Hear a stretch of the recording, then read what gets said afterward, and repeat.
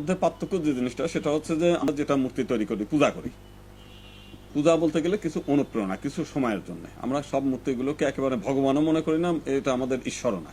আমরা 3 দিন 4 দিন পূজা পার্বণ করে ওটা ফেলে দিই।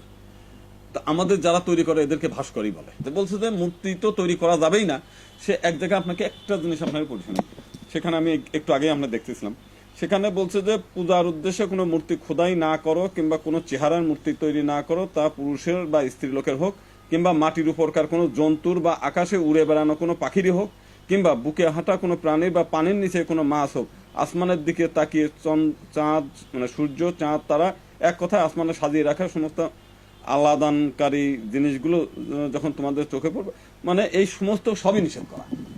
একেবারে শুধুমাত্র না, গাছপালার থেকে আরম্ভ করে আকাশ থেকে আরম্ভ করে এখান থেকেই পরবর্তীকালে এই ধারণাটা ইসলামের মধ্যে আসছে। তো সেখানে তো সবকিছু নিষেধ করা। যে এই বিশেষ বিষয় নিয়ে আলোচনায় আসার জন্য আসলে আইনগত কোনো ভিত্তি এই বিষয়গুলো নাই। এখানে সমস্যা চলছে হচ্ছে যারা এর বিরোধিতা করছে তারা বলছে আমাদের ধর্মে এটা নিষিদ্ধ, আর যারা বলছে যে এটা হচ্ছে ভাস্কর্য নিষিদ্ধ, হচ্ছে মূর্তি পূজা নিষিদ্ধ কিন্তু ভাস্কর্য নিষিদ্ধ নেই। এই হলো মূলত দ্বন্দ্ব সংঘাত, এর বাইরে কিছুই না। কিন্তু আসলে বিষয়টা হলো যে যদি আমরা ইতিহাস দেখি তাহলে কিন্তু বামিয়ানের যে মূর্তি, বৌদ্ধ মূর্তি ছিল আপনার আফগানিস্তানে, সেটা কিন্তু পূজা হতো না।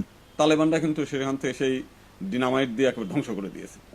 এবং অতীতে ভারতে বহু জায়গা দেখেছি যেটা হচ্ছে মূর্তি তো যেটা পূজা হয় সেটা তো মন্দিরের মধ্যে, মন্দিরের গাত্রে যেসব মূর্তি সেগুলোকেও ধ্বংস করেছে আর কি তারা। তো আমার যে বিষয়টা, সেই বিষয়টা এই ক্ষেত্রে বলা যে ইসলামী যেসব চিন্তাবিদ আছে তাদের সঙ্গে যারা দুই ধরনের ব্যাখ্যা দিচ্ছে, এদের একটা এক জায়গায় বসে একটা বাহাস হওয়া দরকার। এখন কোরআন হাদিস নিয়ে, ধর্মীয় পুস্তক নিয়ে সামনাসামনি বসে একটা মিটিং ডাকুক সরকারিভাবে, দুই পক্ষই ওইখানে বক্তব্য রাখার সুযোগ পাক, তাদের এই কোরআন হাদিস নিয়ে দেখানোর সুযোগ পাক, এরপরে একটা মীমাংসা হোক। মীমাংসা না হলে যে জিনিসটা হবে সেটা হচ্ছে যে আমরা যেহেতু একটি হিন্দু সংগঠনের আমরা কার্যক্রম করি, বেসিক্যালি দুই পক্ষই এখন ওই ভাস্কর্য এবং মূর্তি পূজা নিয়ে দ্বন্দ্ব সংঘাত করতে গিয়ে তারা সবাই হচ্ছে যে রাজায় রাজায় যুদ্ধ হয়, উলু খড়ের পরান যায়, সেই অবস্থায় তারা বলতে যাচ্ছে ভাস্কর্য ঠিকই বানানো যাবে কিন্তু মূর্তি পূজা করা যাবে না, মূর্তি ভাঙা যায়, মূর্তি ধ্বংস করা যায়। তার বেসিক্যালি ওইটা আমাদের বিরুদ্ধে চলে যায়। বাংলাদেশে যে সমস্ত হিন্দুরা আছে, হুজুররাও বলতে চায় যে মূর্তি পূজা হারাম, যেগুলো ধ্বংস করতে হবে।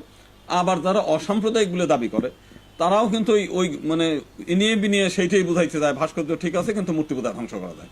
তাহলে তো ভবিষ্যতে এই জিনিসগুলো যদি ব্যাপক চর্চা হয়, মানুষের মধ্যে যদি এই অনুভূতিটা বেশি প্রচার ঘটে যায়, তো ভবিষ্যতে তো আমরা মূর্তি পূজা করতে পারবো না, যেখানে পাবে সেখানেই ধ্বংস করবে। কারণ এইগুলো তো মানুষের মধ্যে সুপ্ত অবস্থায় ছিল।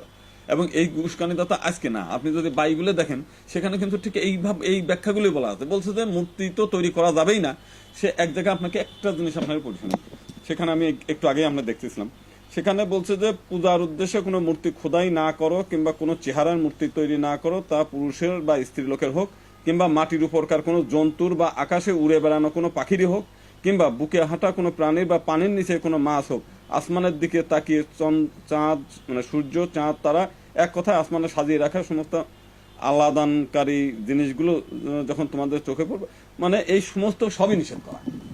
একেবারে শুধুমাত্র না, গাছপালার থেকে আরম্ভ করে আকাশ থেকে আরম্ভ করে এখান থেকেই পরবর্তীকালে এই ধারণাটা ইসলামের মধ্যে আসছে। তো সেখানে তো সবকিছু নিষেধ করা। তো এখন ওই নিষেধ করা জিনিসগুলো যদি আপনি তৈরি করতে চান, তাহলে যারা হুজুর আছে, যারা ইসলামী পণ্ডিত আছে, তাদের একসঙ্গে বসে তারা একটা ফয়সালা করুক যে বর্তমান যুগে কতটুকু গ্রহণযোগ্য কতটুকু গ্রহণযোগ্য না, তারা সমঝোতা করে করুক, তাহলে আমাদের জন্য সমাধান। এই কর্মসূচিটাই যেটা আপনি পার্থক্য যে জিনিসটা সেটা হচ্ছে যে আমরা যেটা মূর্তি তৈরি করি পূজা করি, পূজা বলতে গেলে কিছু অনুপ্রেরণা, কিছু সময়ের জন্য। আমরা সব মূর্তিগুলোকে একেবারে ভগবানও মনে করি না, এটা আমাদের ঈশ্বরও না। আমরা 3 দিন 4 দিন পূজা পার্বণ করে ওটা ফেলে দিই। তো আমাদের যারা তৈরি করে এদেরকে ভাস্করই বলে। যে মূর্তির একটা অবয়ব তৈরি করে, সে অবয়বের মধ্যে কিছু শিক্ষণীয় বিষয় থাকে। যেমন আপনার সরস্বতী পূজা যখন তৈরি করে, সরস্বতীর মূর্তি এমন ভাবে তৈরি করা হয় যাতে ওর পাশে বই ও একটা বীণা বাদ্যকার একটা যন্ত্র দিয়ে, যে এখান থেকে সুকুমার বৃত্তিগুলো যাতে আমরা দেখে প্রথম দর্শনে সেখান থেকে শিক্ষা লাভ করি। কিংবা লক্ষ্মীর পূজা যখন হয়, লক্ষ্মীর হাতে ধান দিয়ে, লক্ষ্মীর হাতে হচ্ছে একটা হচ্ছে ওই পাশ যেটা থাকে ইন্দ্রের, যে বৃষ্টি হবে, জল সেচন করতে হবে, বাণিজ্য করতে হবে, ধান দিয়ে যে ধান চাষ করতে হবে, তাহলে লক্ষ্মী আসবে। এই যে আমরা একটা প্রেরণা পাই, একটা থিম ওখান থেকে হয়। তো এটা তো ভাস্কর্য কিন্তু ওইটাকে আমরা শ্রদ্ধা করি, ভক্তি করি। যদি ওইভাবে যদি বলেন তাহলে পরে যারা এই যে মাজারে যায় ফুল দেয় ওয়ান কাইন্ড অফ সেটাও পূজা। কারণ আমরা যেটা বলছি সেটা একটু মন্ত্রতন্ত্র করে, মানে সংস্কৃত মন্ত্র বলছে, এরা বাংলায় বলছে আমার ভাইয়ের রক্তে রাঙানো 21শে ফেব্রুয়ারি, এটা বাংলা মন্ত্র। এখানে যে জুতা খুলে ওখানে যাচ্ছেন, বিশেষ পদ্ধতি নিয়ে যাচ্ছেন, জিনিসটা তো সেইটাই। আমরা যেটা করছি সেটা হয়তো সংস্কৃত মন্ত্র পড়ে আপনি বাংলায় বলে একইভাবে পুত পবিত্র হয়ে ওখানে গিয়ে দিচ্ছেন। ওখানে যদি জুতা পাইতে, যখন অনেকেই দেখছি জুতা পাইতে যাওয়ার পরে এটা নিয়ে হয়ে গেছে, এটা নিয়ে অপবিত্রতা আসছে। তো পূজা বলতে বিষয় হচ্ছে ওই বিষয়টার উপর ভক্তি শ্রদ্ধা করা। এই তো সেখানে আপনি যে কোনো মূর্তি তৈরি করে যে কোনো রাজনৈতিক নেতার হিসেবে যদি ফুলের ডালা দেন, ওটাও তো পূজা। আমাদের যদি হিস্টোরি ধরেন পূজাই, তাহলে আপনার ওই ভাস্কর্য আর মূর্তির মধ্যে পার্থক্য করার কোনো, মানে আমার মতে কোনো, আমি দেখি না কোনোই নেই। দুটোই একই জিনিস। কিন্তু এটা তারা ব্যাখ্যা করছে, তারা নিজেদের স্বার্থ চরিতার্থ করার জন্য এই ব্যাখ্যাগুলো, এটা আমার বক্তব্য।